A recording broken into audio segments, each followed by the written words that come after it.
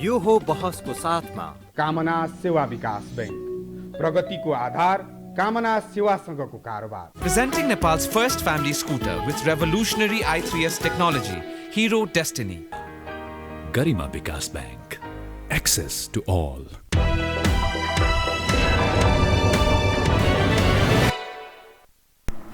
नमस्कार, यो हो बहसमा म यहाँलाई हार्दिक स्वागत गर्दछु।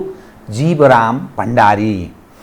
आज यहाँहरू सामुन्ने उपस्थित हुनुहुन्छ डाक्टर वासुदेव काफ्ले। उहाँ संस्कृतिका जानकार हुनुहुन्छ। आज फागु पूर्णिमा, रङहरूको पर्व होली भनेर भनिन्छ। संस्कृतिका जानकार डाक्टर वासुदेव काफ्लेसँग म आज फागु पूर्णिमा अर्थात् रङहरूको पर्व, यसको महिमा, महत्त्व र जो हामी पूर्वीय संस्कृति पनि भनेर भन्दछौँ, यो पूर्वीय संस्कृतिमा यो फागु पूर्णिमा रङ प्रयोग गरेर किन मनाउन थालियो होला, यसले के सन्देश दिन्छ र यही ऋतुमा यो मौसममा किन मनाइन्छ। पछिल्लो जो पुस्ताको हामी कुरा गर्छौँ, 21औं सदीको साइन्स एन्ड टेक्नोलोजीसँग निकट रहेर जानकारी राख्न चाहने नयाँ पुस्ता, यसबाट मानव जीवनमा के फाइदा छ, मानव जीवनलाई के लाभ हुन्छ। कतिपय मानिसहरू यो परम्परा, संस्कृति, मूल्य, मान्यता जो आफ्नो पक्ष र पूर्वजहरूले मानिआएका कुरालाई दुत्कारने प्रवृत्ति पनि बढ्दै गएको छ। आधुनिक हुने नाममा जानेर या नजानेर या नियतवश या कसै प्रायोजित यस ढङ्गले पनि दुत्कारिन्छ। तर हाम्रा पूर्वजहरूले किन यस्ता चाड, पर्व, यस्ता सांस्कृतिक पक्षहरूलाई निरन्तरता दिए, अवलम्बन गरे, अपनाए होलान् भन्ने एउटा निरन्तर जिज्ञासाको विषय बनिरहन्छ। खास गरी नयाँ पुस्ताले यी विषयहरूलाई बढी जान्नुपर्छ, बुझ्नुपर्दछ। डाक्टर वासुदेव काफ्ले 30 वर्षदेखि प्राध्यापनरत हुनुहुन्छ। उहाँ नेपाली भाषा साहित्यमा एउटा पढाउने अब्बल दर्जाको विद्यार्थी पनि। समग्र विषयमा आजको महिमा र महत्त्वसहित सांस्कृतिक पक्षलाई उठान गर्ने प्रयत्न गर्नेछु। सर्वप्रथम म उहाँलाई स्वागत गर्छु। स्वागत छ यहाँलाई। नमस्कार, धन्यवाद। अब म सिधै विषयमा कहाँ प्रवेश गर्दैछु भने, यहाँले पनि त्यो आज फागु पूर्णिमाको दिन त्यसलाई स्मरण गर्दै रङ प्रयोग गर्नुभएको छ। मैले पनि प्रयोग गरेको छु। यसकारण प्रयोग गरेको छु, मैले हाम्रा पूर्वजहरूले परम्परा, बुवा, आमा, हजुरबा, हजुरआमाहरू पहिलेदेखि नै आजको दिनलाई रङ लगाउने अनि फागु पूर्णिमा यसो रमाइलो गर्ने, हिँड्ने यो ढङ्गले निरन्तर प्रयोग गरिरहेको हुनाले त्यसलाई लगाइयो, बुझियो। तर यसको अरू पक्ष पनि होलान् र खास गरी नयाँ पुस्तामा यसको विकृत रूपहरू पनि देखा पर्न थालेको छ। पछिल्लो सँगसँगै कतिपयले यसको महत्त्व नै, यसलाई कुनै महत्त्व दिनु हुँदैन भन्ने पक्ष पनि छन्। त मूलत फागु पूर्णिमा हो के, किन रङहरू प्रयोग गरेर उल्लास, अलि हँसमुख, साथीभाइहरू बीच, इष्टमित्रहरू बीच हाँसखेल, साटफेर गरिन्छ नि, रमाइलो, यो के हो? यो मैले यहीँबाट सुरु गरेँ, कृपया। हस्, प्रश्नको लागि धन्यवाद। वास्तवमा हाम्रा जति पनि प्रचलित संस्कारहरू छन्, संस्कृति छन्, हामीले विभिन्न वर्षभरि विभिन्न किसिमका वार्षिक कृत्यहरू र यो चाहिँ एउटा ऐच्छिक र अर्को चाहिँ अनिवार्य कृत्यहरू गरेर विभिन्न पर्वहरू मनाउने गर्छौँ। र अब अनिवार्य कृत्यहरू हाम्रा 16 संस्कारहरूभित्र पर्नेहरू हुन्छन्। ऐच्छिक कृत्यहरू चाहिँ आफूले कुनै उद्देश्य राखेर विशेष किसिमले आयोजना गरिने हुन्छ। र यी वार्षिक कृत्यहरूमध्ये अब यो चाहिँ पारम्परिक रूपमा प्रचलित भएर आएको पर्व हो, होइन? जसरी हामीले यो जनै पूर्णिमादेखि लिएर, कृष्णाष्टमीहरूदेखि लिएर, तीज पर्वहरूदेखि लिएर, त्यस्तै गरी दसैँ तिहार अनि हुँदै हुँदै अब अरू लोसारहरू, अरू हाम्रा नेपालमा त धेरै वर्ग समुदायहरू छन्, उनीहरूले मान्ने पर्वहरू पनि छन्। त्यसैले यो सांस्कृतिक हिसाबले हेर्दाखेरिमा धेरै थरी पर्वहरूको संयोजन र मिश्रण अथवा चाहिँ अनेकतामा एकताभित्र रहेको त्यो विशेषता बोकेको देश नेपाल।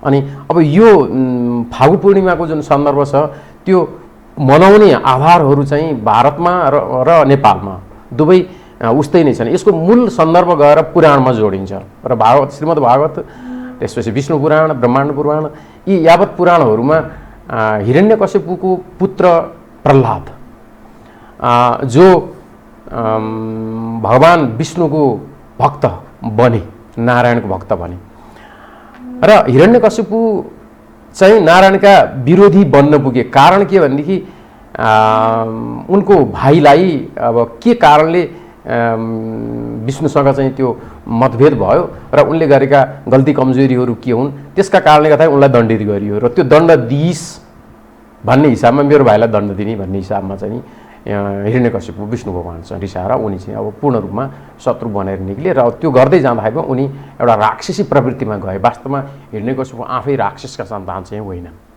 तर उनको प्रवृत्तिले गर्दाखेरिमा उनलाई राक्षसीमा चरित्र त्यस्तो पछि चरित्रले व्यवहारले गर्दा उनलाई राक्षसत्वमा चाहिँ रूपान्तरित गर्यो। त राक्षस भनेको त्यो प्रवृत्ति रहेछ त्यसरी राक्षस भनेको कुनै आज हो यही कुरामा हामी केन्द्रित हुन्छौँ, यही कुरामा हामी केन्द्रित हुन्छौँ। वास्तवमा होलिका भनेको पनि खराब पात्र त होइन, तर जति बेला उनले चाहिँ दुर्भावनालाई बोकेर अनि त्यसपछि आएकी छन्, अहिले हामी प्रसङ्गमा आउँछौँ, आउँदाखेरिमा त्यहाँ राक्षसी प्रवृत्ति नै विशेष रूपमा गएको छ। त्यसैले देवता, दानव, सुर र असुर भन्ने कुरा प्रवृत्ति नै मूल कुरा हो। हजुर हामी भित्रै पनि सकारात्मक पक्ष छ त्यो देवतातर्फ उन्मुख हुन जान्छ, देवत्वतर्फ, र नकारात्मक पक्ष छ भने त्यो राक्षसतातिर उन्मुख भएर जान्छ। त्यसैले हिरण्यकश्यपुले त्यो विरोध गरिसकेपछि अनि उनको सन्तान जुन जन्मियो प्रह्लाद चाहिँ जन्मैदेखि चाहिँ नारायणको भक्त भनेर निस्किए अनि आफ्नो शत्रुको भक्त बनेर चाहिँ छोरो निस्किएपछि उनलाई उचित लागेन। त्यसपछि गुरुकुलमा लगेर गुरुहरूलाई पनि यसलाई आफ्नो अनुकूलको बनाउनु पर्यो, यो चाहिँ विष्णुको चाहिँ भक्त भयो भनेर शत्रुको भक्त भयो भनेर अनि आफ्नो अनुकूल किन उत्तराधिकारी पनि बनाउनु छ, अनुकूल बनाउनु पर्यो भनेर गुरुहरूले कति प्रयत्न गर्दाखेरिमा पनि भएन। त्यसपछि गएर अनि हिरण्यकश्यपुकै आदेशमा प्रह्लादलाई दण्डित गर्नका निमित्त विभिन्न उपायहरू अपनाइयो। अब शेषनागले टोकाउने, हात्तीले कुल्चाउने, पहरा फाल्ने गर्दै गर्दै अनि के उपाय नलाएपछि अन्त्यमा अनि होलिकाले अग्निबाट आफू नजल्ने जस्तो वरदान पाएकी थिइन्, जसले गर्दाखेरिमा अनि उनले बहिनीलाई सम्झेर बहिनीलाई बोलाए। अब दाजुले किन स्मरण गर्नु भन्दाखेरि यो तेरो भदा जुन छ त्यो चाहिँ नि दुष्टको चाहिँ भक्त निस्कियो, त्यसैले गर्दाखेरि मलाई यो म यसलाई अब जीवित देख्न चाहन्न, त्यसैले यसलाई लिएर त अग्निमा प्रवेश गर र यो मरोस् भनिसकेपछि अनि होलिकाले अब दाजुको आज्ञा सिरोपर गरेर उनी त राजा पनि भए फेरि, त्यस कारणले गर्दा मान्नु पर्यो त्यो सिरोपर राजाज्ञालाई उल्लङ्घन गर्न सकिँदैन। अहिले हजुर हामीलाई पनि त राजाज्ञा लाग्यो भनेदेखि के हुन्छ, मान्नुपर्छ, मान्दा त्यो चाहिँ हाम्रो नियम हो, अनुशासन हो होइन, त्यसरी जाउँ होइन। अनि उनले त्यो कुरा त्यो स्वीकार गरिन्। त्यसपछि गएर अनि प्रह्लादलाई काखमा लिएर अनि चाहिँ नि अग्निमा प्रवेश गरिन्। फलतः सकारात्मक उद्देश्यको निमित्त उनी अग्निमा प्रवेश गरेको भए उनी जल्दैन थिइन्, दुर्भावना बोकेर अग्निमा जलेको प्रवेश गरेको कारणले गर्दाखेरिमा त्योभन्दा बलवती दृढ शक्ति भावना चाहिँ प्रह्लादमा रहेछ, जसले गर्दाखेरिमा भगवान यदि छन् भने मलाई कहीँ पनि केही नै हुँदैन, उनी पूर्ण समर्पित भएर चाहिँ लागेका छन्, जसले गर्दाखेरिमा होलिकाको चाहिँ दहन भयो अग्निमा।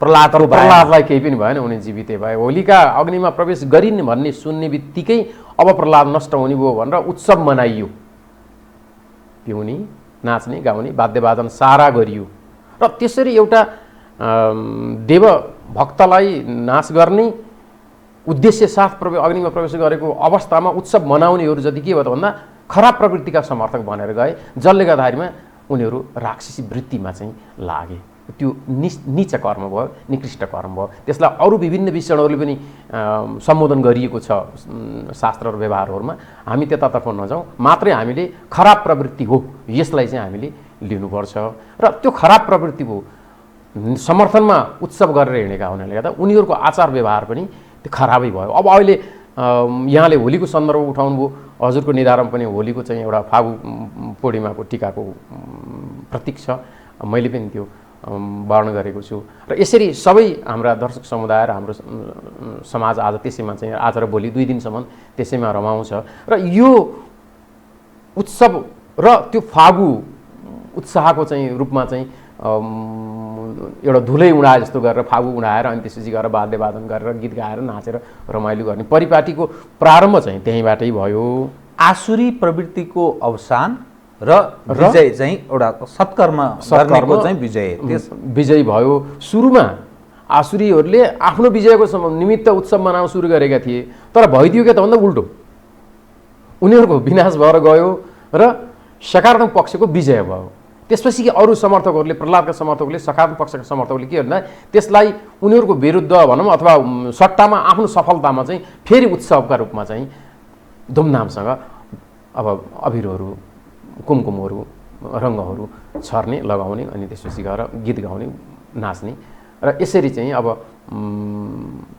खानपानका निमित्त पनि जसको जुन समुदायमा जे विशेष छ, जे खाइपाइ आएको छ त्यही कुरालाई चाहिँ अवलम्बन गरेर अनि खानपानका रूपमा पनि अगाडि बढेर अनि त्यो पौराणिक कालदेखि खास गरी हिरण्यकशिपुको पुत्र प्रहलादको पुनर्जन्मै भनौँ अब अग्निमा प्रवेश गरेर पनि उनी दहन भएनन् र यसरी सफलता, विजय, त्यसको उत्सवमा चाहिँ यो फागु पूर्णिमा प्रचलन हुँदै आएको र यसलाई हामीले राक्षसी प्रवृत्तिको विनाश, खराब तत्त्वको विनाश र सकारात्मकताको र देवतत्त्व, सद्गुणको, सच्चरित्रको विजय उत्सवका रूपमा चाहिँ लिँदै आइएको छ र त्यसरी लिनु पनि पर्छ। मैले यसमा अलिकति खास गरी नयाँ पुस्ता अलिकति जानकार होस् भनेर यहाँसँग अलिक गहिरिएर एक विषय उठान गरेँ।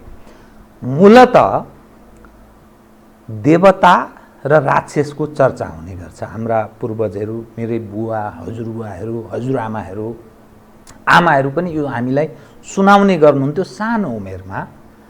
यो राक्षस र देवताको कुरा यो मिथक कि अथवा कटु के पक्ष, के इङ्गित मात्रै गर्न खोजिएको एउटा सत्कर्ममा लाग भनेर मानव जातिलाई प्रेरित गर्ने, त्यो पथको लागि मात्रै प्रेरित गर्ने एउटा तत्त्व हो कि त्यो यथार्थ हो? कतिपय मानिस मिथकको कुरा गर्छन्, के हो यो?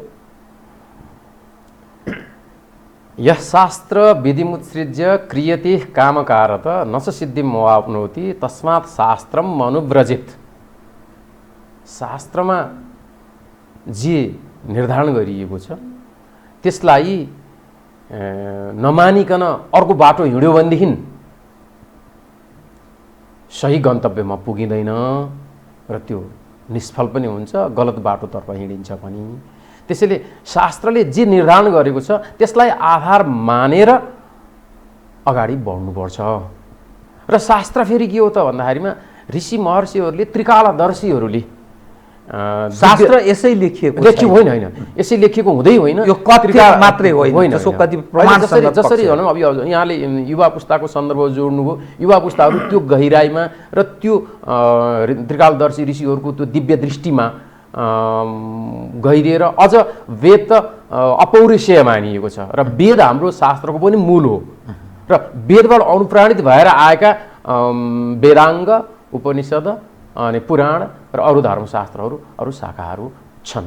त्यसैले मूललाई रक्षा गर्नुपर्छ र त्यसबाट अनुप्राणित भएका कुराहरूलाई, आफ्नो अनुकूल कुराहरूलाई लिनुपर्छ, प्रतिकूलतामा जानु हुँदैन। हजुरले अब एउटा पानी नै पिउनु पऱ्यो भने पनि जाडो र गर्मी मौसम हेरेर तातो खाने कि चिसो खाने छुट्याउनु परेन हो। अनुकूलता के छ त्यो हेरेर जानुपर्ने हुन्छ, प्रतिकूलतामा जानु त हुँदैन। म प्रतिकूलमा जान्छु अनि मलाई लाभ हुनुपर्छ भनेर मिल्छ र मिल्दैन नि हो। त्यस कारणले गर्दाखेरिमा फागु पर्व मनाउने सन्दर्भमा पौराणिक सन्दर्भ जसरी जोडिएर आयो, एउटा देवत्व र राक्षसत्व, यो हरेक प्राणी र हरेक व्यक्तिहरूभित्र रहने दुवै गुणको मात्रात्मक भिन्नता हो। नकारात्मक भाव कसैप्रति हजुरको मेरो निस्क्यो, अरू कसैको निस्क्यो भनेदेखि हो त्यहाँनिर अहिले के भन्छन्, तँ यस्तो नकारात्मक किन सोचिरहेछ, तँले यो नराम्रो किन गरिरहेछ, तँ राक्षस भइस, आरोप हाम्रा पूर्वजहरूले हामीलाई गर्नुहुन्छ। अहिले पनि हामीले अलिकति उद्दण्ड खालको भयो भने कस्तो राक्षस प्रवृत्तिको हो, राक्षसी प्रवृत्तिको रहेछ भनेर भन्छौँ। समाजमा हामीले उद्दण्ड व्यवहार गर्दै हिँडे युवा पुस्ताहरू भनेदेखि यी सदाचारमा रहेनन्, यिनले सद्वृत्त गरेनन्, यिनले चाहिँ समाजलाई भाँड्ने भए हामी चिन्ता गर्छौँ।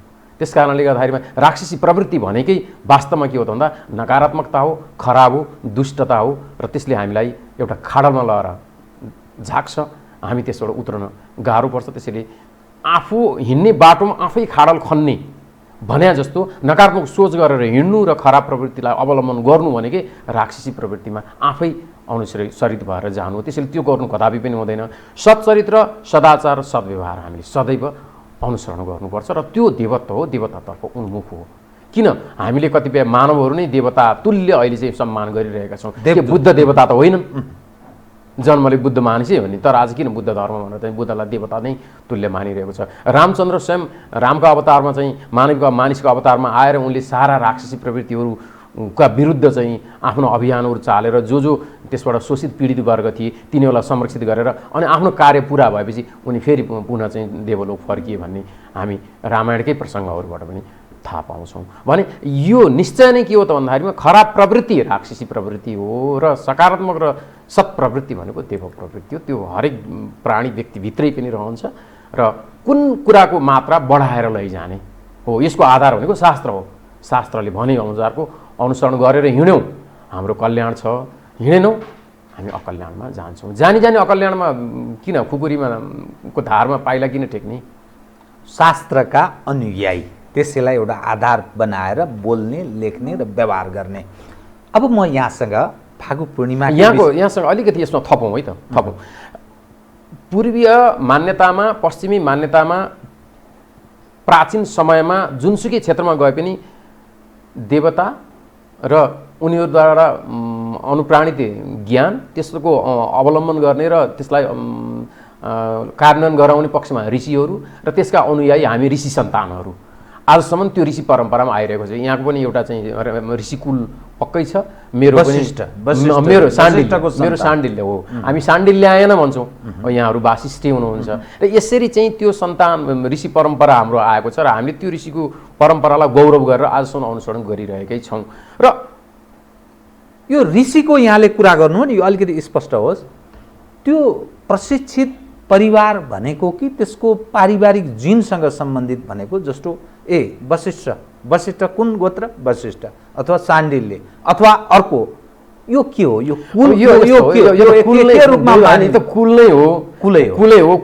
मूल कुल चाहिँ ऋषि नै हुनुभयो। त्यसपछि गएर ऋषिका सन्तान चाहिँ प्रवरका रूपमा आउँछन् र अनि त्यसपछि गएर त्यसमा ऋषि भन्ने बित्तिकै चाहिँ अज्ञ मान्छे होइन, ज्ञानी हो, ज्ञाता हो, विषयविद हो र फरक फरक विषयका ज्ञाताहरू हुनुहुन्छ ऋषिहरू। त्यसैले गर्दाखेरि ऋषि साँच्चै भन्ने हो नि सर्वद्रष्टा पनि हो, त्रिकालदर्शी। त्यसैले गर्दा ऋषिले फरक फरक विषयमा अनुप्राणित गरे पनि उहाँहरू यहाँले भने जस्तो शिक्षित पनि हो, ज्ञाता पनि हो र त्यस किसिमको वंश परम्परा पनि हो। त्यसैमा हामीले गौरव गर्ने हो र हामीले त्यो छोडेर हिँड्यौँ भनेदेखि हामी दिग्भ्रमित भयौँ क्या। त्यसैले अहिलेको युवा पुस्तालाई जुन यहाँले जोड्नु भयो नि हो, उनीहरूले यो गहिराई र यो मननमा नगएर कतैको प्रभावलाई ग्रहण गरेर या अज्ञानताले जे आफ्नो वातावरणमा हुर्किएको छ त्यसैलाई अनुसरण गरेर हिँडिरहेको छ भने उसले आफैलाई चिन्न खोजेन क्या। शास्त्र के भन्छ नि, आफूलाई चिन अनि बल्ल पशु हो कि प्राणी हो, मानिस हो नछुट्याइकन हिँड्यो भनेदेखि अनि के हुन्छ?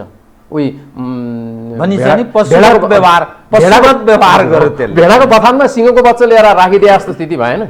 उसले म सिंहको बच्चा मैले थाहा पाएपछि भेडा बथानमा पक्कै बस्दैन, त्यो भेडसँग मिलेर त हिँड्दैन, घाँस त चर्दैन, बढी त्यही भेडो खान थाल्छ। उसको प्राकृतिक स्वभाव र गुण चाहिँ त्यसैले हाम्रो ऋषि परम्परा त हाम्रो प्राकृतिक र हाम्रो चाहिँ त्यो मर्यादित र त्यो आदर्श आचरणको चाहिँ परम्परा हो नि त। त्यसलाई हामीले छोडेर हिँडेपछि त हामी दिग्भ्रमित भयौँ नि। बहुत महत्त्वको कुरा यहाँले भन्नुभयो। हामी को हौँ त्यो बुझ्नका लागि पनि यो हामीले हाम्रा परम्परा मान्यता ब्रह्मज्ञान र आत्मज्ञानसम्म पुग्छौँ। ब्रह्मज्ञान र आत्मज्ञान अहम र मास्मी त त्यतै भनिने होइन नि।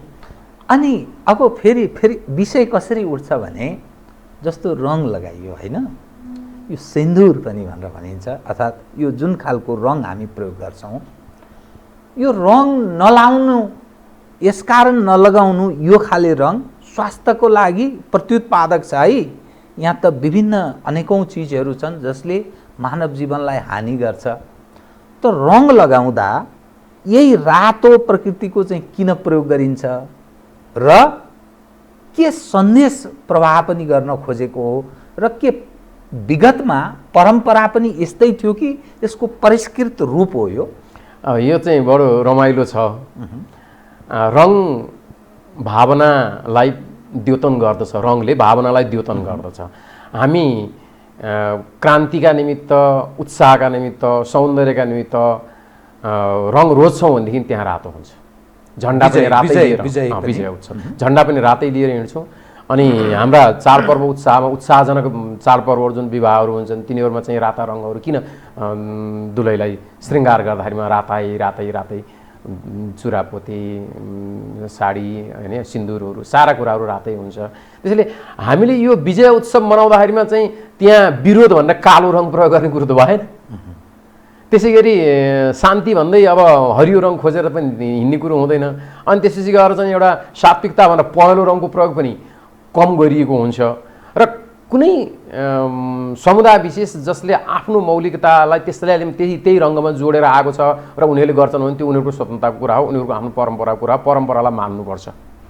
किनभने शास्त्रमा भनेको पनि चाहिँ के भनेदेखि स्वधर्मे निधनम श्रेयः परधर्मो भयाव। त्यसैले परम्परा भनेको पनि स्वधर्ममा आउँछ। शास्त्र वेद स्मृति पुराण अनि त्यसपछि धर्मशास्त्र र लोक परम्परा अनि त्यसपछि गएर लोक परम्परामा पनि फेरि वृद्ध वचन यी चाहिँ शास्त्रका र हाम्रा आचार व्यवहारका परम्पराका आधारहरू हुन्। त्यसैले रङ्गको सन्दर्भमा पनि जसरी प्रहलादलाई लिएर होलिका अग्निमा प्रवेश गर्दाखेरिमा होलिका र हिरण्यकश्यपका पक्षधर मान्छेहरूले जुन किसिमले उत्सव मनाउन सुरु गरे नि हेरी अब चाहिँ यो दुष्टको नाश हुने भयो भनेर, तर वास्तवमा पछि प्रत्युत्पादक भयो उनीहरूका निमित्त र सत्पक्षको विजय भयो। होलिका चाहिँ दुर्भावनाले बस्या हुनाले आफ्नो श्राप पनि निष्फल भयो, के अरे वरदान पनि निष्फल भयो र उनी श्रापित भयो जस्तो भएर अग्निमा दहन हुन पुगिन्। र त्यहाँ के भएको छ त भन्दाखेरिमा खराब पक्षको दुष्ट पक्षको दुर्भावनाको विनाश भएको छ। त्यसैले उत्सव मनाइरहेको छ भनेदेखि त त्यहाँ त विजय हुनु पर्थ्यो नि हो। त्यसैले गर्दाखेरिमा अब त्यो उत्सव कसका निमित्त भयो त भन्दा प्रहलाद पक्ष या सत्पक्षका निमित्त सकारात्मक पक्षको विजयका निमित्त भयो। त्यसपछि अनि जुन किसिमका रङहरू प्रयोग गरियो र त्यो परम्परा बसेर आयो र यसमा रातै रङ भनेको उत्साह छ, विजय छ र त्यसले सकारात्मक भाव र एउटा सृजनशीलताको द्योतन गराउँछ। त्यसले गर्दाखेरि हामी नैराश्य बोकेर हिँड्नका निमित्त चाहिँ अनि विरोधका निमित्त अरू भिन्न रङहरूको प्रयोग हामी गर्दैनौँ। उत्साहवर्धक र विजयका निमित्त रातै रङ्गको प्रयोग गर्छौँ। यसले मान्छेलाई हाम्रो शरीरमा पनि जीवित हुँदाखेरि त रक्त त रातै हुन्छ, त्यसले पनि के भन्छ सजीवता र सकारात्मकता र सक्रियताको द्योतन गर्दछ। यस कारणले पनि रातै रङ्गको प्रयोग गरिन्छ। र यहाँले सन्दर्भ उठाउनु भएको अर्को कुरा के हो त भनेदेखि यसमा औद्योगिक विभिन्न किसिमका खराब तत्त्वहरू को मिश्रण छ, यसले हामीलाई हानि गर्छ र पनि त्यो किन प्रयोग गरिरहेको उत्पादन यो पछिल्लो अब यसको कारण चाहिँ के प्राकृतिक उत्पादन भन्दा अलिकति अप्राकृतिक ढङ्गले हजुर यसको चाहिँ कारण के त कसरी हामी यसलाई लिन सक्छौँ भनेदेखि पहिला प्रकृतिबाटै यी रङ्गहरू ल्याइएका हुन्। अहिले पनि प्रकृतिमा त्यो खोज्ने हो भने नपाइने भन्ने हुँदैन।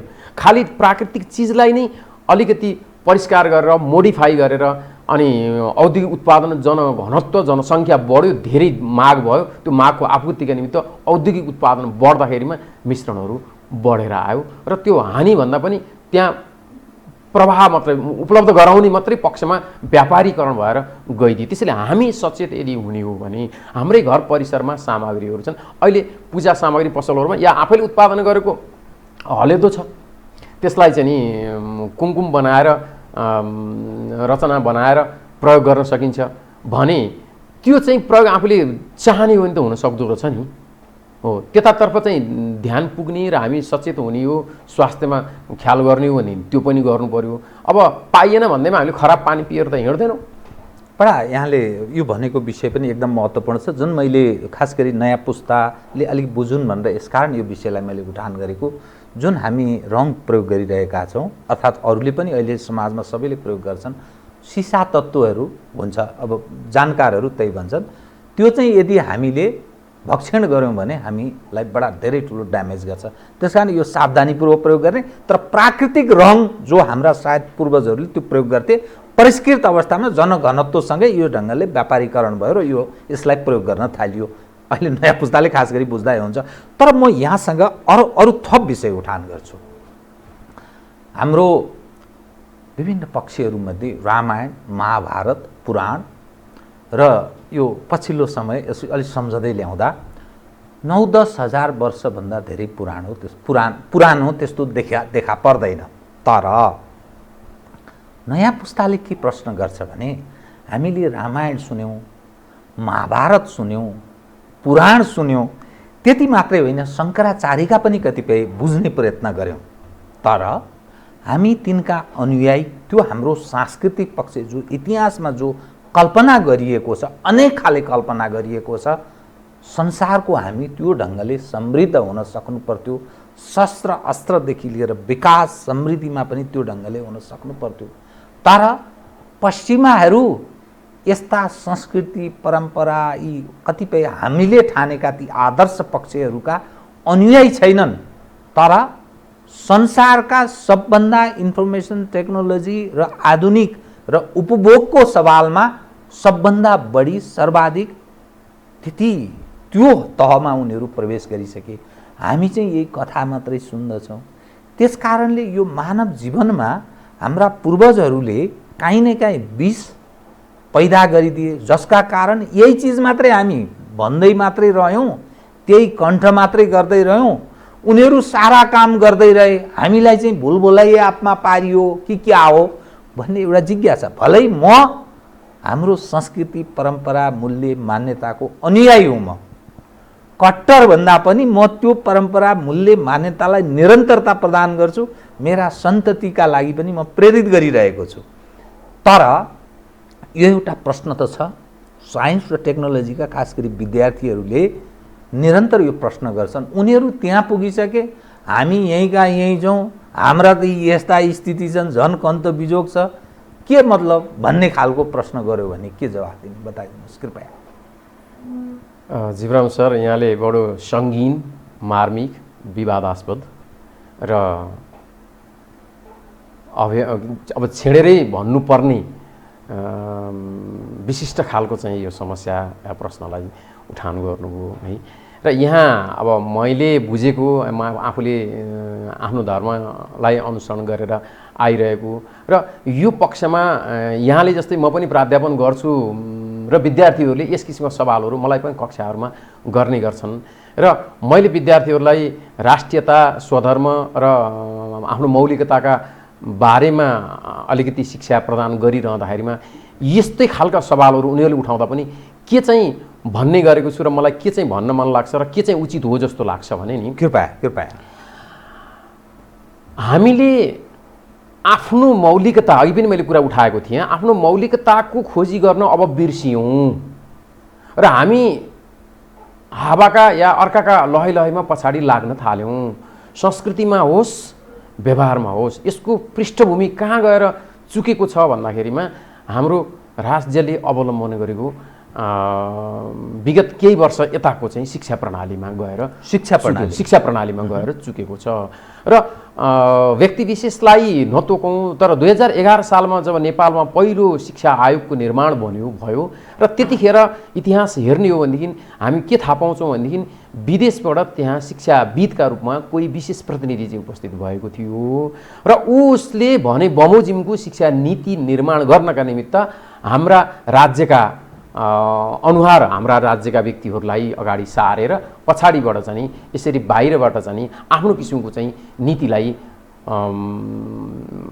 अनुसरण गराउने या त्यसलाई लागू गराउने किसिमको योजनाबद्ध तरिकाले शिक्षा नीति ल्याइयो, जसले गर्दाखेरिमा त्यसको परिणाम 11 सालमा सुरु भयो। 28 सालमा जाँदाखेरिमा तपाईको 9 वर्ष 9 8 17 वर्ष 17 वर्ष पछाडि 2028 सालमा आएर नयाँ शिक्षा योजना नीति लागू हुँदाखेरिमा हामीले मानिआएका साधारण एउटा संस्कृत शिक्षा र नैतिक शिक्षा र सम्म पनि त्यहाँ चाहिँ ऐच्छिकमा पुर्याएर त्यो पनि वैकल्पिक बनाइदिएर अनि सकेसम्म नलिउन् भन्ने ढङ्गमा चाहिँ तुहाएर राखियो, जसले गर्दाखेरिमा 28 बाट झन् बिग्यो र त्यसपछि के आयो त भन्दाखेरिमा अङ्ग्रेजी शिक्षा अनिवार्य, अङ्ग्रेजी शिक्षा अनुसरण गर्ने, त्यसलाई अझ निजीकरण गर्ने, अनि त्यसपछि गएर चाहिँ त्यस किसिमको शिक्षा आर्जन गर्दै जाँदाखेरिमा उनीहरूले लगाउने पोसाकहरूदेखि लिएर त्यहाँ बाहिरका केही थपिएका छन्, त्यो पोसाक चाहिँ स्मार्ट हो भन्ने किसिमले लगिदिएर अनि बच्चाहरूको चाहिँ मनमस्तिष्क के हो त भन्दाखेरिमा आफ्नो संस्कार परम्परा मौलिकता, आफ्नो पहिचान र आफ्नो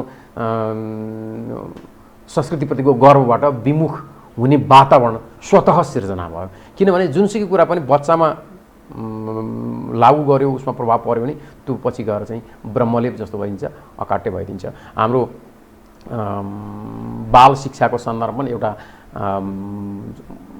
एउटा नीति श्लोक आउँछ, लालयत पञ्चवर्षाणि 10 वर्षाणि ताडयत प्राप्तेतु 16 वर्षे पुत्रम मित्र वदाचरेत। त्यसलाई नेपालीमा अलि व्याख्या गर्नु। 5 वर्षको भएपछि 15 वर्ष 5 वर्षसम्म चाहिँ लालयत पञ्चवर्षाणि जन्मेदेखि 5 वर्षसम्म चाहिँ पुल पुल्याएर उसलाई मत्याएर जे गर्न मन लाग्छ त्यही गराएर पाल्नु। अब अहिले त 2 वर्षदेखि शिक्षा पठाइदिएको छ, बिचरा त्यो रोइ चाहिँ पढ्ने गएको उसलाई शिक्षाप्रति वितृष्णा हुन्छ, त्यो गर्ने होइन। 5 वर्ष अगाडि पढाउने भनेकै छैन। अनि 5 देखि 15 वर्षको बिचको जुन 10 वर्ष पिरियड अवधि छ नि, हो त्यो 10 वर्षाणि ताडयत चरित्र निर्माणको अवधि हो। कुमालेले चाम्रो माटो लिएर आएर चक्रमा राखेर जुन किसिमको आकारको बाटो हो त्यस्तै बनाए चाहिँ हामीले कुन किसिमको चरित्रको मान्छे निर्माण गर्ने हो, उत्पादन गर्ने हो, त्यसको भविष्य कतातिर लैजाने हो भन्ने यो चरित्र निर्माणको अवधि हो। 5 देखि 15 वर्षको यो बिचको 10 वर्षको पिरियड। त्यसै 10 वर्षाणि ताडेन भनेको त्यहाँ पिट्ने भन्दा ठिल्ले ठटाउने भने होइन के। जसरी आकार दिनको निमित्त कुमालेले माटो लिएर आएर चाम्रो बनाउँछ मुछेर गोदेर, हो त्यसरी एउटा चरित्र निर्माण गर्ने अवधि। त्यसैले कसरी हुन्छ, शिक्षा सिकाएर प्रशिक्षण दिएर अनि लानुपर्ने। अब त्यो अवधिमा पढ्नुपर्ने जुन शिक्षा कस्तो छ त, त्यसले उसको चाहिँ भावना चरित्र सारा निर्धारण गर्छ। त्यसैले गर्दाखेरिमा त्योभन्दा बाहिर त हामी जान सक्दैनौँ।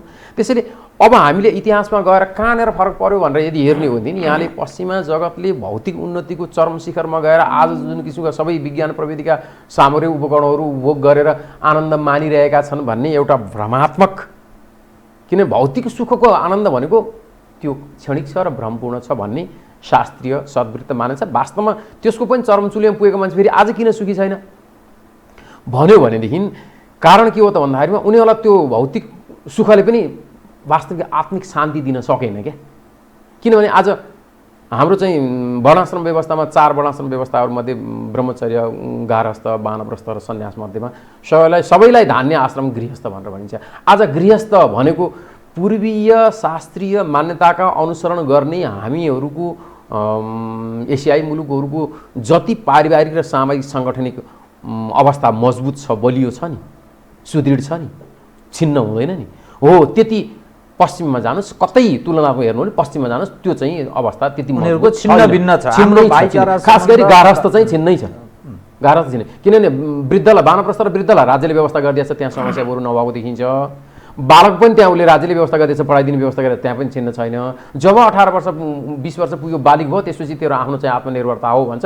जब गृहस्थमा जान्छ अनि स्वतन्त्र छ, अनि गृहस्थमा जाने बित्तिकै राज्यले पनि केही गर्दैन र ऊ त्यहाँ के छ भन्दाखेरिमा एकपछि अर्कोसँग असन्तुष्टि, साना मसिना कुरामा असन्तुष्टि, अनि जसले गर्दाखेरि त्यो छिन्न भएर गएको छ। हो यो छिन्न भएर जाने परिपाटीले गर्दाखेरिमा त्यो भौतिक चरमचुलीमा उनीहरू सुखी छन् कि छैन भनेर हेऱ्यो भनेदेखि टाढा जानु पर्दैन। हाम्रै पारिजातले लेखेको एउटा चाहिँ शिरीषको फुल उपन्यास पढ्यो, त्यो अस्तित्ववादी उपन्यास पढ्यो भने पनि निजी अस्तित्व खोज्दाखेरिमा त्यहाँका पात्रहरू कसैले पनि आफ्नो जीवन चाहिँ व्यवस्थित बनाएर गारस्थ बनाएर लगेनन्। यसैले साहित्य समाजको ऐना हो। साहित्यले पनि के गर्छ भन्दा हाम्रो सामाजिक परम्पराका कुराहरूलाई देखाइदिन्छ।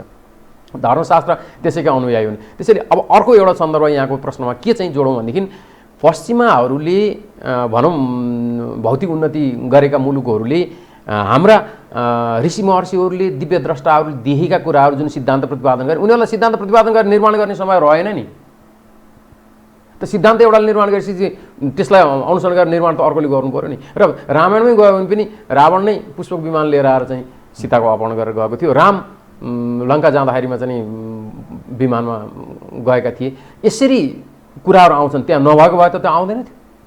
मिथक होइन त्यो, होइन त्यो पक्कै भएकै कुरा हो। र किन भएको कुरा हो भन्ने लाग्छ भनेदेखि जम्मा आजभन्दा 300 वर्ष मात्रै 300 वर्ष अगाडि 17औं शताब्दीतिर पुग्यो भनेदेखि बल्ल पश्चिमाहरूको विकासको इतिहास सुरु हुन्छ। पश्चिमाहरूले 300 वर्ष अगाडि सम्म के 19औं शताब्दीसम्म आइपुग्दाखेरि पनि नारीलाई एउटा समाजको पात्रै मान्दैन थियो, भोटिङ राइट पनि थिएन उनीहरूलाई, बाहिर निस्कन पनि दिएन थियो, धेरै पछि मात्रै। त्यसकारणले गर्दाखेरि उनीहरूले आएर चाहिँ लैङ्गिक समानताको कुराहरू अहिले उछालेर हाम्रो परम्पराको त्यत्रो चाहिँ सम्मानित र त्यत्रो चाहिँ संरक्षित परम्पराहरूलाई चाहिँ आएर आक्षेप गरेर हिलो छ्याप्नु पर्ने जरुरी है। हाम्रो त्यो नारी उपरको त्यो सम्मान थियो भन्ने सूचक के बताइदिनुस् त। म अलिकति यसैमा त्यसैले 17औं शताब्दी भन्दादेखि आएर उनीहरूले भौतिक उन्नति गर्दै गए। त्यही कुरालाई सिकेर अथवा लिएर गएर जब भारतको इतिहासमा हेर्नु हो भनेदेखि यो शिवाजीका पालामा सकौणहरूको र यवनहरूको आक्रमण भइसकेपछि अनि पछि आएर चाहिँ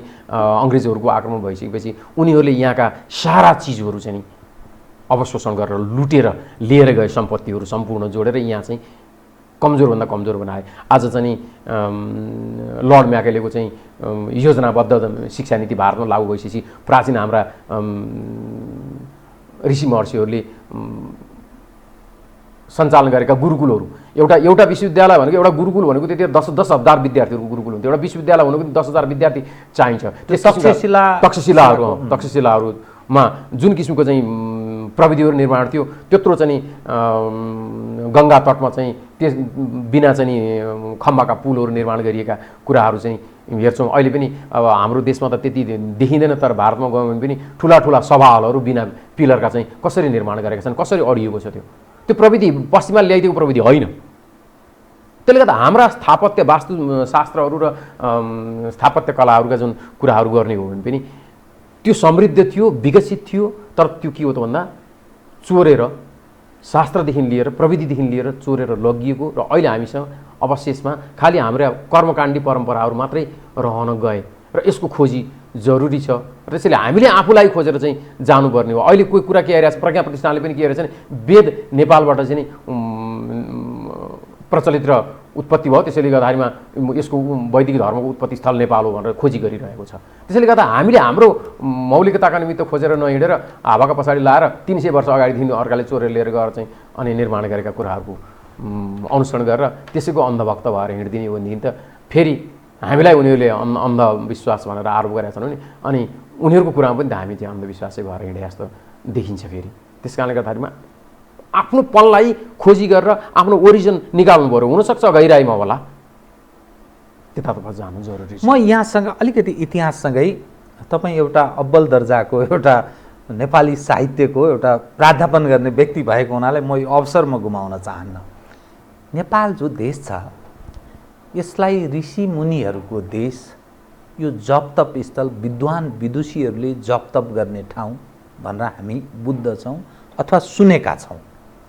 जस्तो यहाँले भारतको उदाहरण दिनुभयो, तक्षशिलाको दिनुभयो, त्यहाँका परम्पराहरू, ती विभिन्न छटाहरू, त्यो निर्मित यो पछिल्लो अलि पुस्ताभन्दा धेरै पुरानो पुस्ताले निर्माण गरेका पक्षीहरू त्यो इतिहासको रूपमा देख्न सकिन्छ।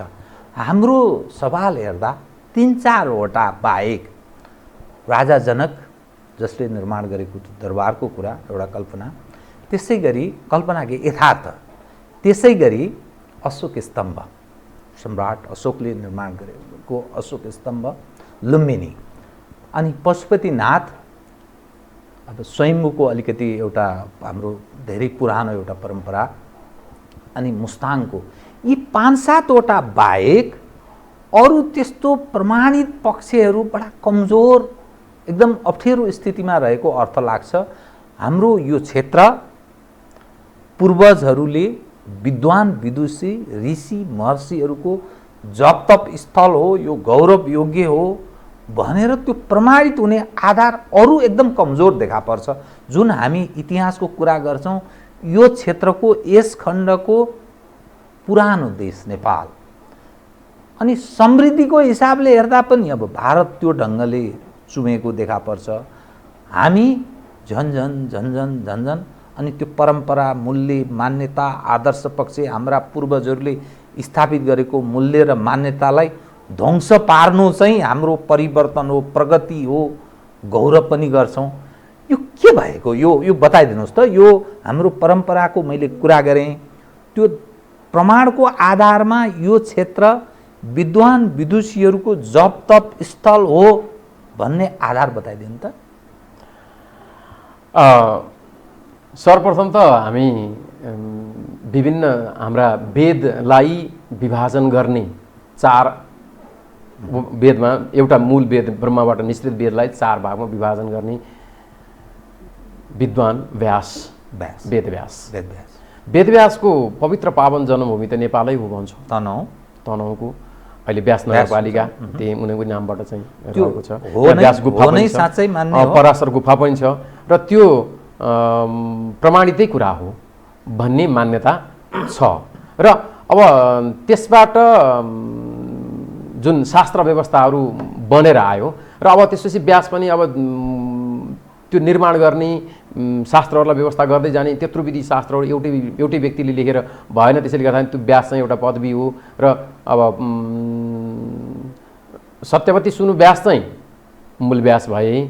त्यसपछि क्रमशः व्यासहरू हुँदै अब अहिले त्यही व्यास गुफामा हामी गएर हेऱ्यौँ व्यास नगरपालिकाको भने पनि त्यहाँ 28वटा व्यासहरू चाहिँ राखिएका मूर्तिहरू राखिएका र कुन समयमा भयो भन्ने कुरा देखाइएको पाइन्छ। त्यसैले व्यास पदवी पनि हो र व्यासले जुन चाहिँ शास्त्रहरूको व्याख्या गर्दै यसरी एउटा परम्परा निरन्तर गरेर लिएर आए र त्यसले अब यहाँले भने जस्तो भौतिक परिवर्तनका दृष्टिकोणले हेर्दाखेरिमा कतिपय भौतिक सामग्रीहरू भौतिक आधारहरू स्तम्भहरू धरोहरहरू किन रहेनन् भन्ने पक्षमा हेर्दाखेरिमा अब ऋषि महर्षिहरू त आफ्नो अध्ययन गरे शास्त्र निर्माण गरे गए त्यसलाई अनुसरण गरेर लागू गर्ने फेरि भौतिक कुराहरू निर्माण गर्ने भने राज्यको काम हो अनि राज्यले त्यसलाई कतिसम्म अनुसरण गर्नुपर्ने मान्यो र फेरि जनघनत्व बढ्दै गएर त्यसको आवश्यकता अनुसार निर्माण गर्नुपर्ने कुराहरूको आवश्यकता हुँदाखेरिमा बढाउँदै जाने कुराहरू अर्को भयो। अनि त्यसले गर्दाखेरि हामी पनि सामान्य कुराले काम चलिरहेको छन् विशेष कुराको खोजी नगरौँला हैन। यसरी चाहिँ नि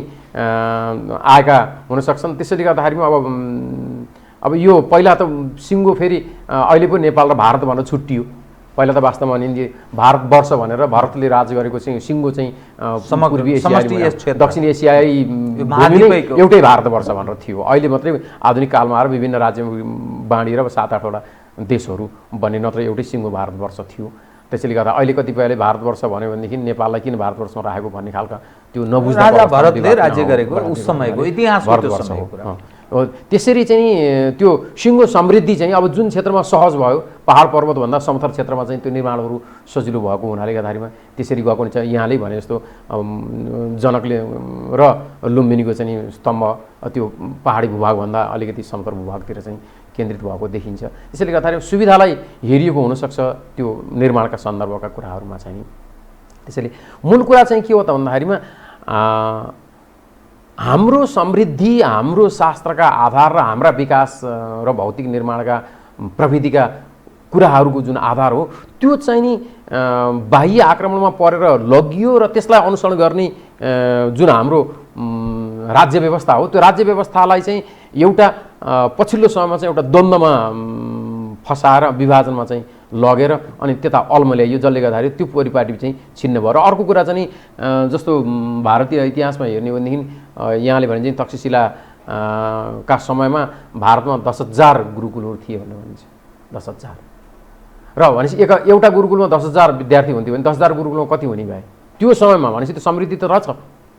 र ती गुरुकुल परिपाटीभित्र आफ्नो किसिमको चाहिँ शिक्षा लागू गर्नको निमित्त त्यसरी बाहिरबाट आएर आक्रमण गरेर बसेका राज्य शासकहरूले के गरे भनेदेखि अब त्यो नहटाएसम्म चाहिँ राज्यमा त्यहाँका मान्छेहरूलाई पहुँच नदिने जसले गर्दा अब राज्यमा पहुँच गर्नको निमित्त उनीहरूको कुरो मानेर अनि जाने र यसरी आफ्नो परिपाटीलाई चाहिँ हटाउँदै अर्काको चाहिँ अनुसरण गर्नप्रति चाहिँ लागे। त्यो लाग्नुपर्ने परिपाटीको सिर्जना कसरी भयो भनेदेखि अब अलिकति षड्यन्त्र गर्न खुरापाती गर्न सिपालु भएको के देखिन्छ भन्दाखेरिमा कतिपय दरबारमा चाहिँ आफ्ना चेलीहरू कुनै तरिकाले प्रवेश गराइदिने र अनि त्यहाँभित्र गएर चाहिँ त्यो षड्यन्त्र गरेर अनि छिन्नभिन्न गराउने चाणक्यकै इतिहास हेर्ने हो भने पनि अशोकको पालामा चाहिँ त्यो भएको देखिएको छ। त्यस कारणले गर्दाखेरिमा अब यहाँ षड्यन्त्र नभएको होइन। अब अहिलेकै परिपाटी हेर्ने हो भनेदेखि चाहिँ के हाम्रो संस्कार परम्परालाई मान्नका निमित्त राज्यले चाहिँ प्रोत्साहन गरिरहेछ कि निरुत्साहित गरिरहेछ। सूक्ष्म रूपमा हामीले हेऱ्यौँ भनेदेखि विद्यार्थीले आर्जन गर्ने शिक्षादेखि लिएर युवाहरूले अनुसरण गरेर हिँडेका संस्कृतिहरूदेखि लिएर यी कुराहरूलाई हामीले खोज्दै बुझ्दै गयौँ भनेदेखि चाहिँ त्यो छर्लङ्ग हुन्छ। जुन चिजमा हामी गौरव गरिरहेका छौँ हाम्रा पूर्वजहरूले स्थापित गरेको मूल्य र मान्यताको हामी कुरा गरिरहेका छौँ पछिल्लो एकपछि अर्को त्यो ध्वस्त हुँदैछ। यहाँले अघि प्रवृत्तिको कुरा गर्नुभयो नि सुर र असुरको कुरा गर्नुभयो। आसुरी प्रवृत्ति त्यस मान्यतालाई हेर्ने हो भने त्यो प्रवृत्ति नेपाली समाजमा हाबी यसकारण हाबी म दाबीका साथ भन्दछु त्यो हाम्रो परम्परा मूल्य मान्यतालाई ध्वस्त पार्नमा शासक र त्यसको वरिपरिका मानिसहरू बडा गौरव गर्छन्। हामीले ल्याएको यत्रो ठुलो उपलब्धि भन्नेमा निरपेक्ष समाजको कोही पनि कुनै पक्ष धर्मनिरपेक्ष धर्मसँग निरपेक्ष जोडिएको छ नि, अर्थात् अधर्मी हुनु भन्ने जस्तो आशयका साथ धर्मनिरपेक्षलाई बढी प्रोत्साहित गरिन्छ। त किन समाजमा यो प्रवृत्ति हाबी भयो र नेपाली समाजका कथित पढे लेखेका मानिस त्यसको अनुयायी भएर त्यसलाई प्रोत्साहन गर्न उद्यत छन्? के कहाँनिर समस्या हो यो चाहिँ? जीवराम सर, अब यसमा सबभन्दा मूल समस्या चाहिँ म विपन्नता देख्छु। गरिबीले अभाव पूर्तिका निमित्त एउटा भनाइ छ नि, भोको पेटमा कसले वेद पढ्छ भन्ने भनाइ छ। भनेपछि ज्ञान र समृद्धिका निमित्त आफ्नो मौलिकताको निमित्त पनि के भन्छ, मान्छे अलिकति हैसियतको अथवा चाहिँ जीवन गुजारा गर्ने स्थितिमा त आउनु पर्दो रहेछ। जबसम्म मान्छेलाई खान लाउन सामान्य आधारभूत आवश्यकता नै अभाव छ भनेदेखि अनि उसले त त्यसैमा केन्द्रित हुने भयो। अब यसका दुईटा पाटा छन्। एउटा आर्थिक हिसाबले खानेकुराहरू जोड्नै चाहिँ गाह्रो पर्ने पाटो, त्यो भौतिक पक्षको कुरा भयो। अर्को जति हुँदा पनि फेरि म अभावमै छु भन्ने मानसिक दरिद्री। त्यसले गर्दा यो दुईटा कारणले यो समस्या पारे। जस्तो यहाँले लगाउनु भएको टिका, मैले लगाएको टिका औद्योगिक उत्पादनको सट्टा हामीले आफ्नो मौलिक निर्माण गरौँ भन्ने हो भनेदेखि चाहिँ, जस्तो अब कोही अतिथिहरूलाई स्वागत गर्नु पऱ्यो भने सबैले रामचन्द्रलाई पुरै फुल बिछ्याएर आफ्नो चाहिँ बाटो स्वागत गरेकी थिइन्। अहिले पनि हामीले चाहिँ गलैँचादेखि लिएर चाहिँ ठुला भिआइपीहरूको स्वागत गर्दाखेरिमा त्यो बिछ्याउँछौँ भने त्यो फुलका कालिनहरू राख्न सकिने। अब यही चाडपर्वै मनाउनु पनि हामीले फुल दुजा पारेर फुलले चाहिँ गर्न पनि सकिन्छ नि, अनि हाम्रा प्राकृतिक रङहरू लिएर गर्न पनि सकिन्छ नि। जस्तो म तराईमा बसेर पढेको मान्छे जनकपुरमा, र त्यहाँ होली मनाउँदाखेरिमा मैले मेरै साथीहरूले मलाई चाहिँ आफ्नो घरमा होली मनाउन चाहिँ आमन्त्रण गरेर लिएर जाँदाखेरिमा, अब यहाँ हाम्रो पुरी पहाडी प्रदेशमा चाहिँ हामी होली आज होलिका दहनको पूर्व सन्ध्यामै मनाउँछौँ र उतातिर चाहिँ होलिका दहन सकिएपछि भोलिपल्ट बल्ल रङ्गका त्यौहार भनेर भोलिपल्ट चाहिँ होली मनाइने गरिन्छ। त्यसको पनि दुईटा प्रकृति कस्तो छ भने बिहान पहिला स्नान सन्ध्या गर्ने र त्यो स्नान सन्ध्या गर्न जाँदाखेरिमा पोखरीमा, नदीमा, तलाउमा अनि कहाँ हुन्छ त्यहाँ चाहिँ परस्पर जो छन् वरिपरि तिनीहरूलाई चाहिँ पानी छ्यापाछ्याप, हिलो छ्यापाछ्याप, अनि त्यसपछि गएर बल्ल चाहिँ अनि नुहाएर अनि शुद्ध भएर अनि घर घरमा जाने। र बाटोमा हिँडेका कसैले चलाउँदैन। म त्यहाँ बस्दाखेरिमा अब त्यो बाटोमा हिँडेका मान्छेहरू यसरी होलीको चाहिँ जमात हिँडिरहेछ भने पनि बाटोमा हिँडेको जस्तो त्यहाँ त अब विभिन्न हाम्रो देश त अब धर्म विभिन्न जातिको समुदायको सम्मिश्रण छ। त्यहाँ चाहिँ इसाई धर्मावलम्बीहरू, मुस्लिमहरू पनि हिँडिरहेकै हुन्थे। अनि त्यसपछि गएर कसैले हेर्नु छ भने ऊ त चाहिँ मुस्लिम हो भनेपछि उनीहरूलाई छोडिदिए, उनीहरूले केही पनि गरेनन्। त्यसले गर्दा धार्मिक सहिष्णुता हाम्रो धर्म अनुशासित छ। त्यसले गर्दाखेरि अब हाम्रो पहाडतिर अथवा अहिलेको यहाँले भने जस्तो युवाहरूमा विकृति चाहिँ के हो त भन्दाखेरिमा छाडापना आयो। अब बाटोमा हिँडिरहेछ, दुर्गन्ध मिश्रित पानीहरू पोको पारेर चाहिँ फालिदिइरहेको छ। अनि त्यसपछि गएर रङहरू विकृति है, इनामेलदेखि लिएर अरू अनावश्यक चाहिँ अरू रङहरू पनि लगाएर मान्छेको चाहिँ अनुहारै बिग्रिने गरेर पाप्रा पर्ने, स्किनलाई चाहिँ ड्यामेज गरिदिने, क्षति पुर्याउने खालका चिजहरू प्रयोग गरिरहेका छन्। र यसले हामीले प्राकृतिक गरौँ न। अब त्यहाँ साथीहरूले मलाई घरमा बोलाएर लिएर जाँदाखेरिमा के गर्थ्यो भनेदेखि हामी गयौँ, बोलाएका साथीहरू त्यहाँ गइसकेपछि पहिला उनीहरूले चाहिँ एउटा आसनी दिए, आनन्दसँग बस्ने ठाउँको व्यवस्था गरे। अनि त्यसपछि ल के खाने भनेर चाहिँ उनीहरूले पानी लिएर आएर चाहिँ पानी खानका निम्ति दिए। अनि त्यसपछि गएर ल अब टिका लगाउने भनेर ठक्क अबिर थालभरि ल्याखान कुमकुम अबिरहरू चाहिँ त्यो त्यति बेला चाहिँ औद्योगिक उत्पादन त्यस्तो धेरै केमिकलाइज भएको हानिकारक पनि त्यति थिएन। अब कम प्रयोग गर्ने। अनि त्यसपछि लगाइसकेपछि अब उनीहरूले त्यहाँ गरेको योजना अनुसार अलिकति रमाइलो गर्नको निमित्त चाहिँ अनि त्यो रङ थोरै झुक्क्याएर टाउकोमा पनि अलिकति हालिदियो। अनि हालिसकेपछि पछाडिबाट उसको भाइ, साथी, बहिनी, दाजु, आमा को छ उनीहरूलाई लगाएर अनि यसो लोटामा ल्याएर चट्ट पानी चाहिँ थोरै टाउकोमा हालिदियो, रङ पुरै चाहिँ। अनि त्यतिखेर एउटा रङ देखियोस् भन्नु पनि त्यो उनीहरूले के गर्थ्यो भने पुरै सेतो कपडा लगाउने क्या, कुर्ता सुरुवालै टक्कै सेतो लगाएर आउने, अनि त्यो गरिदिने। अनि कोही अब बिरामी छ, सन्चो सकिन्छ भने पनि सोधिरहेको हुन्छ उनीहरूले, बिरामी छ भने फेरि गर्दैनन् उनीहरूले। र यस किसिमको रमाइलो गर्ने। अनि त्यसपछि चाहिँ अब त्यो उनीहरूको आँगनमा त्यो रमाइलो भयो। अब उनीहरूले गरिसक्यो भने हामीले पनि अब पोकोमा केही लिएर गएको थियौँ भने छर्किने गर्ने, खेल्ने, त्यो गरिसकेपछि अनि फेरि उनीहरूले आसनमा राखे र अनि आरामसँग मिठाईहरू, प्रसादहरू जे लिएर आएको छ दिनु छ, खान सक्ने जति टन्न खुवाएर एउटैको घरमा आधा घन्टा, 1 घन्टा, के अरे 1-1.5 घन्टा, 2 घन्टा बित्ने। अब यहाँ त चाहिँ कुदाकुद गरेर दौडेर त्यो के गरे आऊ, त्यो इष्टमित्र, आफन्त, स्वजनहरूसँग भेटघाट, रमाइलो, यो पक्ष पनि उत्साहवर्धक। अनि पहाडमा चाहिँ खास गरी हिमाली क्षेत्र र पहाडतिर अघिल्लो दिन तराईमा भोलिपल्ट यो किन गरिन्छ?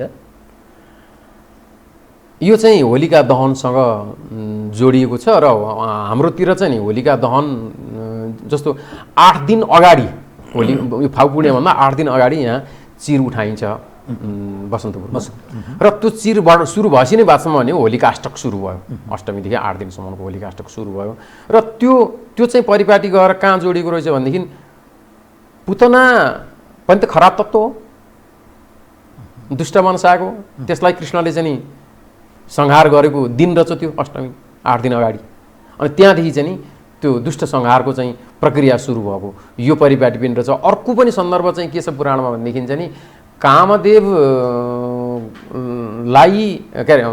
कामदेवलाई अगाडि सारेर अनि उसले पार्वतीले शिवजी प्राप्त गर्ने प्रयत्न गर्नुभएको शिवजीले प्राप्त गरौँ भनेर पार्वतीले तपस्या गर्नुभयो शिवजी पनि ध्यानमा तपस्यामा लिनु हुनुहुन्छ शिवजी जाग्दै जाग्नुहुन्न अनि त्यसपछि गएर कामदेवले के भने माता म हजुरलाई सहायता गर्छु भनेर उनी आएपछि अनि त्यहाँ चाहिँ शिवजीको अगाडि गएर नाचेर अनि कामबाण प्रहार गरेर अनि शिवजीको तप भङ्ग गर्दाखेरि शिवजीको त्रिनेत्र चाहिँ खुल्यो र त्यसको चाहिँ अग्निज्वालामा चाहिँ कामदेव भस्म भएको त त्यो चाहिँ नक्कली स्वरूप रहेछ त्यसको पछाडिपट्टि त फेरि पार्वती हुनुहुँदो रहेछ अनि पार्वतीलाई देखेपछि भगवानले चाहिँ पत्नीको रूपमा स्वीकार गर्नुभयो यसरी चाहिँ सफलता प्राप्त गर्यो अब त्यो उत्सवका रूपमा पनि ठिक यहाँसँग कार्यक्रमको ठिक अन्त्यमा आए 1 मिनेटमा सकिदिनु होला आज फागु पूर्णिमा रङहरूको पर्व होली त आजको दिनलाई कसरी सम्झने कसरी मनाउने एकदम छोटकरीमा कृपया अब अहिलेको प्रसङ्ग अलिकति टुङ्गिएको थिएन र पहाडीहरूले चाहिँ त्यो होलिका दहन भन्दा अगाडिकै उत्सवलाई मात्रै लिए त्यसपछि गएर उनीहरूले राति बिताएर बसेनन् अनि तराई र भारतमा चाहिँ त्यो होलिका दहन गर्ने पनि एउटा साइत हुँदो रहेछ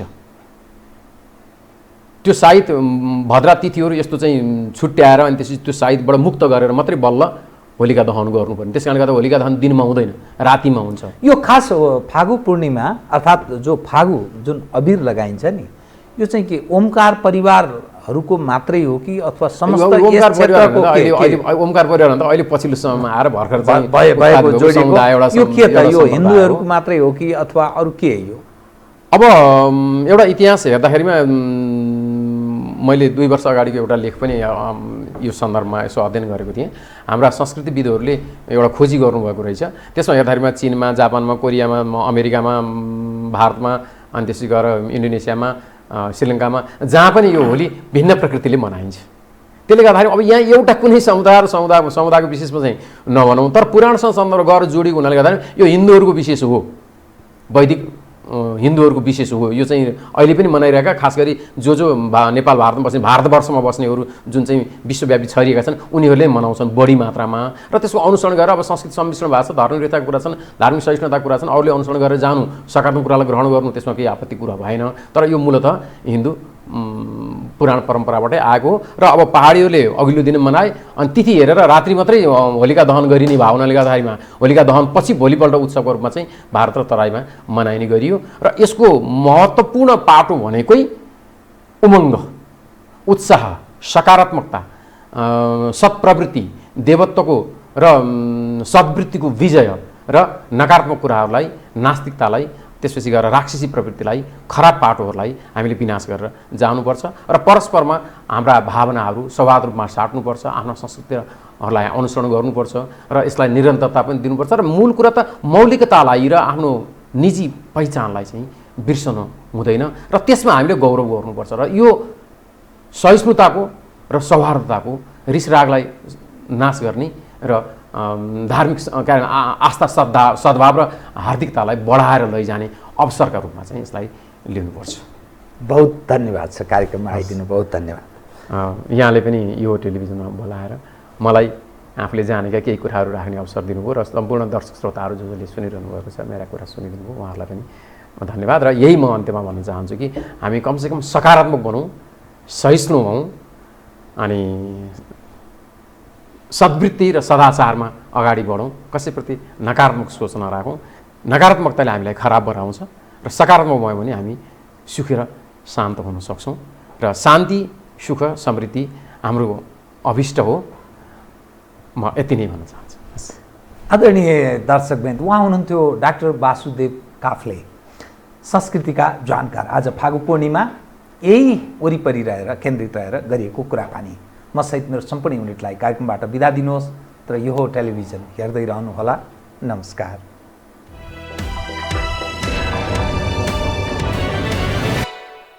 यो हो बहसको साथमा कामना सेवा विकास बैंक, प्रगतिको आधार कामना सेवासँगको कारोबार। Presenting Nepal's first family scooter with revolutionary i3S technology, Hero Destiny. Garima Vikas Bank. Access to all.